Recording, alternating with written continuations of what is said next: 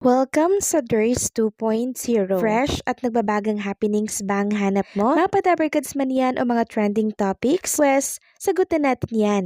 Kaya naman isubscribe nyo na ang ating channel para sa mga nagbabagang balita everyday.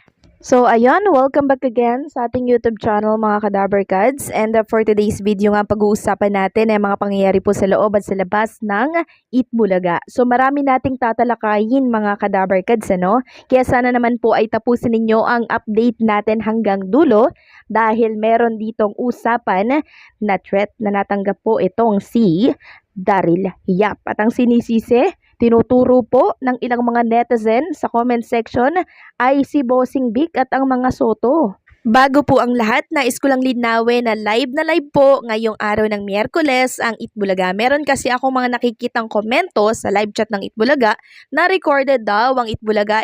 Live na live po ito. Sa television po ako nanonood, kaya alam ko kung live o recorded ang naturang programa. During Sugod Bahay mga kapatid, pumalo po ng 118K ang online viewers ng TVJ Eat Bulaga YouTube channel. Pero parang 117K lamang yung na-screenshot natin. Pero pumalo po talaga yan ng 118K. Akala ko nga, papalo pa ng 120. So ang Sugod Bahay mga kapatid ay anderito po sa Barangay Esperanza Ibaba, Alfonso, Cavite. And ang isang nakakatuwa po dito, doon sa nabunot nila sa Sugod Bahay mga kapatid, si Raisa Midison hindi po nakapagtimpe. Talagang kumain po siya ha. Talagang kinuha niya yung kaldero. Ewan ko kung saan ba nakalagay yung kaldero ng kanin. Tapos kumakain talaga siya, no? So hindi talaga maipagkakaila na itong mga Kadabarkads natin ay talagang simple lang, no? Marunong silang makisama, marunong silang makibagay kahit nasaan sila na bahay. Sino bang hindi mapapakain niya na chicken pit yung ulam? Tapos sabi pa nga po ni Raisa May dito, masarap daw po yung pagkakaluto ng kapitbahay kasi binigay lang ng kapitbahay ito dito po sa Nasugod Bahay. Samantalang, ang TBJ na Facebook page, nagpalit na po sila ng profile and syempre ng cover photo. Ayan po yung bago nilang profile picture. Oh.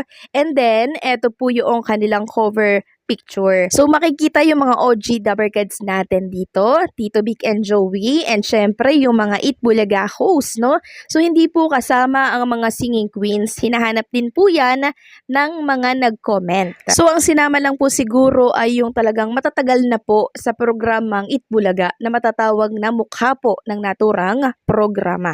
And kung magbabasa nga kayo ng komento sa naturang post ng TBJ na cover and ng profile picture, merong nagsabi nito na, so they removed daw the TV5 logo by then. Parang wala naman pong TV5 na logo ang mga profile and cover picture po ng TBJ.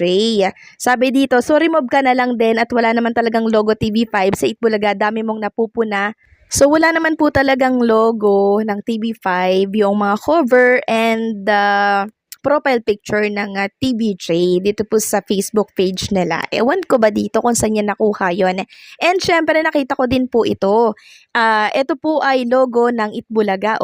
Eat Bulaga Legit Dabarkads, tapos parang may QR code dyan.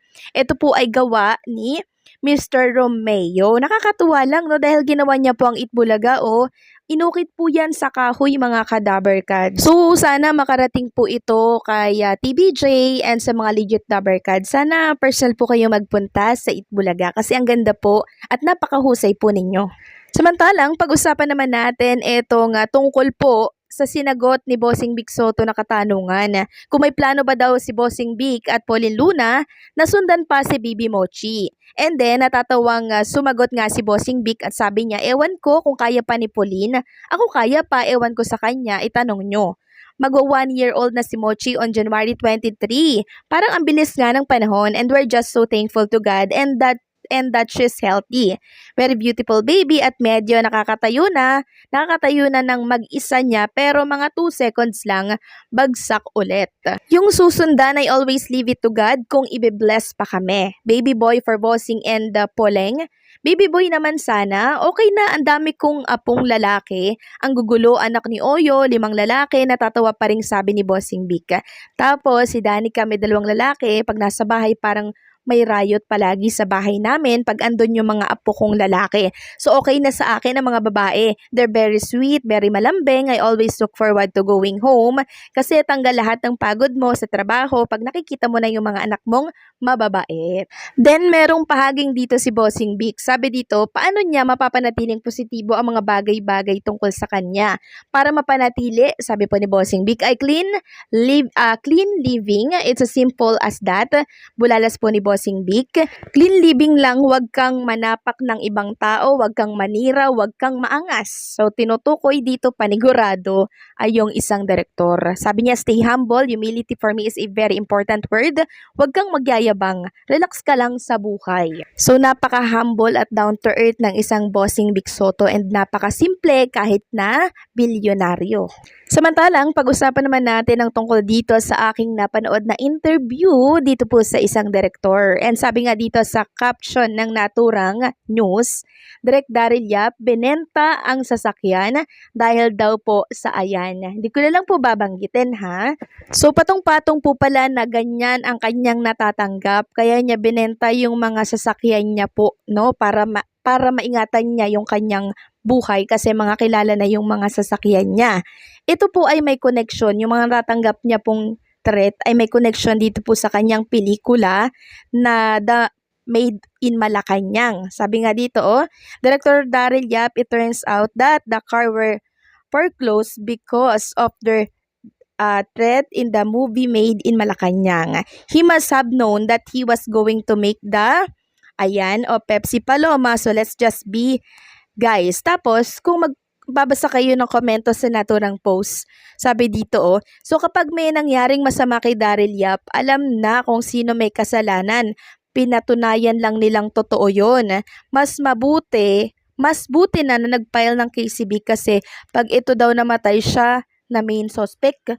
So, merong agad akusasyon kay Bossing Vic, no? Tapos, sabi pa ng isa, tama po, may hindi disagree. Kaya nga lumapit sa korte si Bossing para sa legal na paraan niya. Patahimikin yung libel. So, anong point pa para gawin yung sinasabi mo? So, tama po mga kadaberkads, ano? Hindi po ganyan tao si Bossing Vic na ilalagay po yung batas sa kanyang kamay. Kaya nga po siya lumapit sa korte. 'Di ba? Hindi na sana siya lalapit sa korte kung ganyan pala yung kanyang gustong mangyari. So anong tingin nyo kay Bossing Vic Soto? Tsaka isa pa, marami po talagang galit dito sa direktor na to dahil marami niya nga pong nasasagasaan. Unang-una yung Made in Malacanang na talagang politiko yung nasagasaan po doon. Tapos itong Pepsi Paloma niya, marami din pong nagagalit sa kanya. Kaya kung may mangyari man pong masama sa kanya, wag naman sanang isisi sa mga Soto katulad po ng mga nag-aakusa dito sa mga Soto dahil hindi po yan gagawin ng mga Soto. Ano tingin nyo dyan? So ano po ang komento ninyo dito mga Kadaberkads? Please comment down below. And syempre maraming salamat sa patuloy na pagsuporta. And don't forget to like, share, comment, and subscribe.